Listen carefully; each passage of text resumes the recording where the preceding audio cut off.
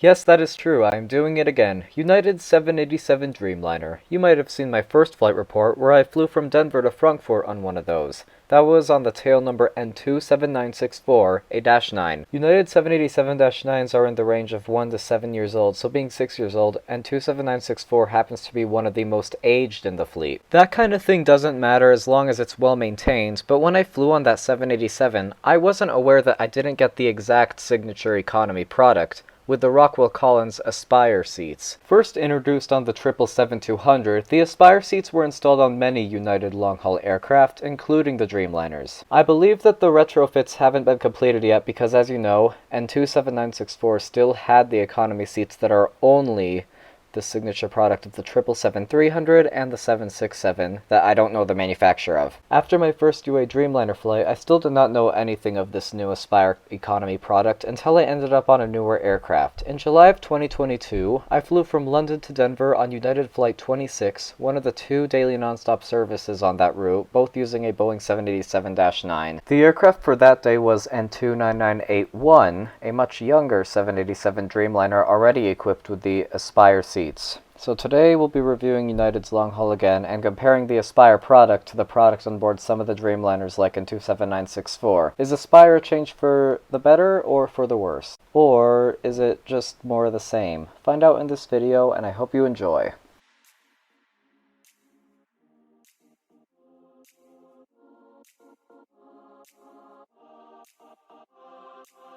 Good morning from London Heathrow. I just arrived on board a Eurowings Airbus A319 and I have about 3 hours here before my connecting flight to Denver. During this time, many large airports in Europe and the USA were dealing with staff shortages with high passenger counts, and I could see the issues myself. I had to stand in line at the security checkpoint for 30 to 45 minutes, but that isn't even the worst it could have been. Once I went through, the line extended to twice as long as it was when I arrived. Anyways, after finally getting past the checkpoint, I decided to look around the terminal since this is my first time at this airport. United Airlines uses Terminal 2 at Heathrow, also known as the Queen's Terminal. First impressions, looks aesthetically pleasing and has a ton of shopping places and restaurants. It'd probably be one of my favorite airports along with Zurich, Vienna, and Madrid if it wasn't for the long lines. B48 will be our gate for today, which is way over at the B concourse, which means I'll sadly have to leave this A gate area and walk all the way across the taxiway between the 2 concourses using this underground tunnel.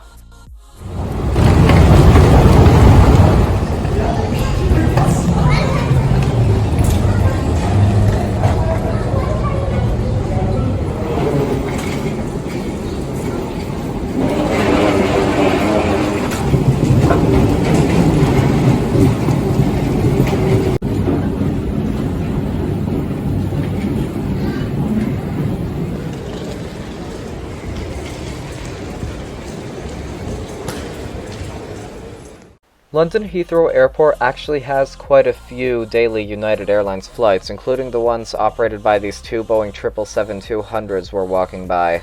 You will see a large variety of their fleet here, including this United 777 in the Star Alliance livery, quite a sight. And over there, that is our Dreamliner, N29981, only 1 year old, going on 2. Unlike last time, we actually got one in the new United livery, and I've seen many mixed opinions on it, but I actually prefer this livery over the last one. Along with this American Airlines 787, we've got a United Boeing 767-300ER. I believe it is going to Newark, although United also uses that plane to Dulles from here. Also, I really wish I could have had a window seat on this flight, but I did not, and I was supposed to have one on a United Dreamliner, and I'll explain why I didn't later.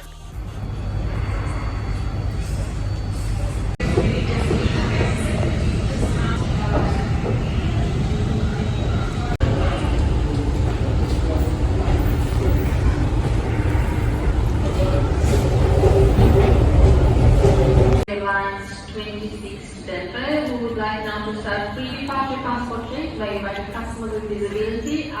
We are now boarding. So, something worth mentioning, I was originally booked on a different United 787, United Flight 181 from Frankfurt to Denver, but around 4 days prior to today, my Stuttgart to Frankfurt flight was cancelled. So I was rebooked through London instead. Huge thanks to the United customer service, by the way. The flight needed to be changed many times even before that, and they were always super helpful. But unfortunately, I had a window seat booked on flight 181, so I tried to get one on this flight, but they were all taken, so I had no choice but to pick a middle seat, which will be 47D today. But yeah, this is my first impression of the Rockwell Collins Aspire economy class. Let's see how it is. For starters, the legroom is fine, 31 inches, not any different from the product on N29964, which I'll just call the other interior from now on. Same with the seat width, it's comfortable enough for me, and definitely better than Lufthansa and Edelweiss.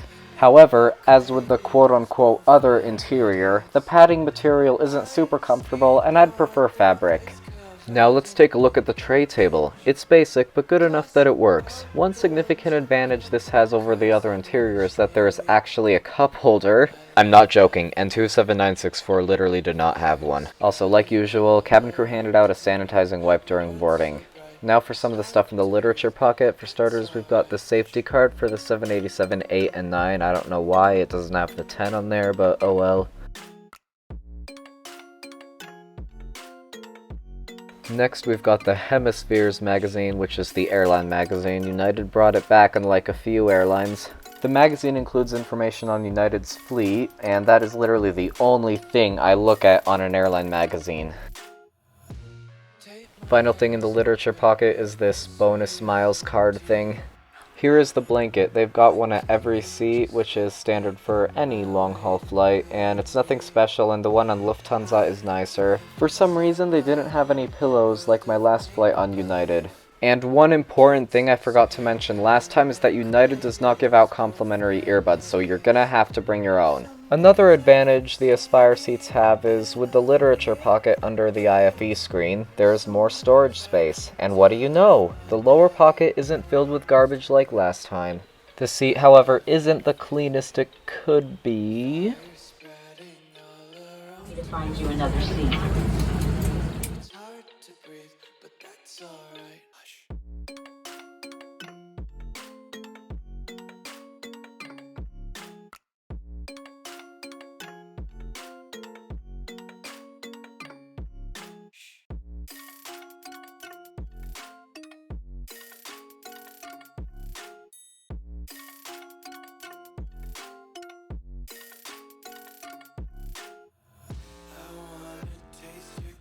Hold your breath and feel the tension. Devils hide behind redemption. Honesty is a one-way gate to hell. I wanna taste consumption. Breathe faster to waste oxygen. Hear the children sing aloud. It's music till the wick burns out.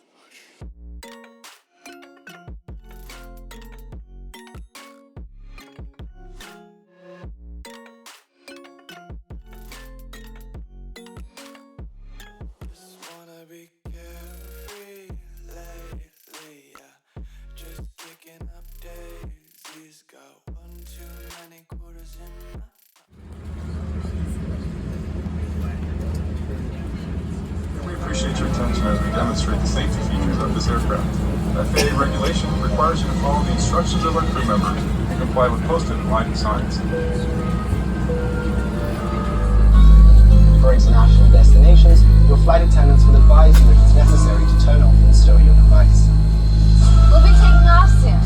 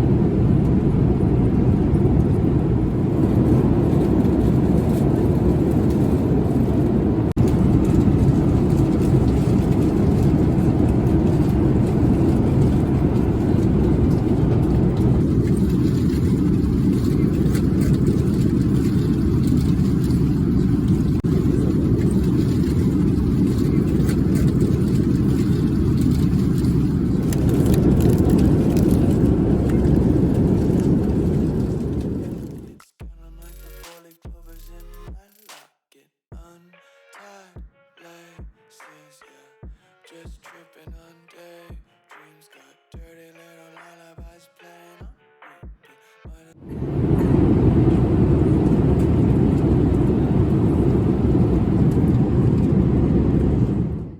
We'll just ride around the nursery and count sheep.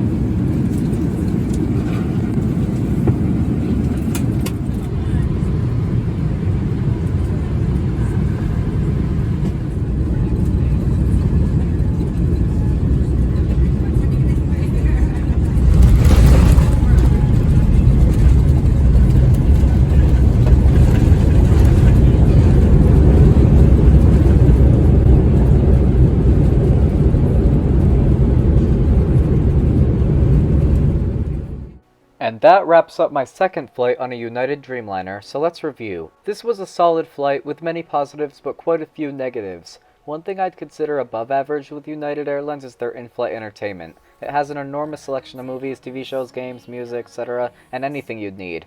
Not to mention the PTVs being some of the most responsive I have seen. In-flight entertainment is clearly United's strong point, at least on long-haul routes. For the seat comfort, it wasn't too bad for me. The Aspire seats aren't that different from the quote-unquote other interior, except that they don't have much padding and the armrests are smaller.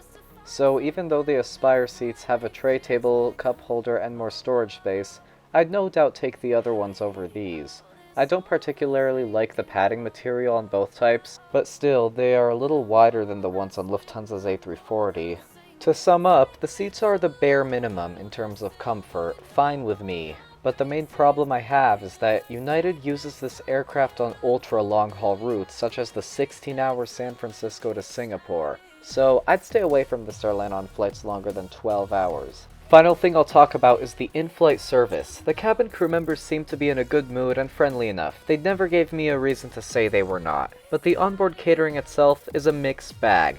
For one, the cabin crew came around many times with drink service, even more than on the Lufthansa and Edelweiss flights. However, the lunch wasn't that great. The chicken dinner I had on United 182 was better than this lunch. United's drink service is fine, but they seriously need to improve their lunch meals. Final score will be 7.2 out of 10. Yes, this is a little higher than the score for UA182, but that is mostly because the interior was much cleaner. Between Flight 26 and Flight 182 with the other interior, Flight 182 was the more comfortable flight, but not by much. I still stand by what I said that United is average, but not bad. I've flown with them many times on various aircraft and never had a terrible experience. If you're planning a trip and deciding between airlines and United happens to be the cheapest option, I'd recommend going with United.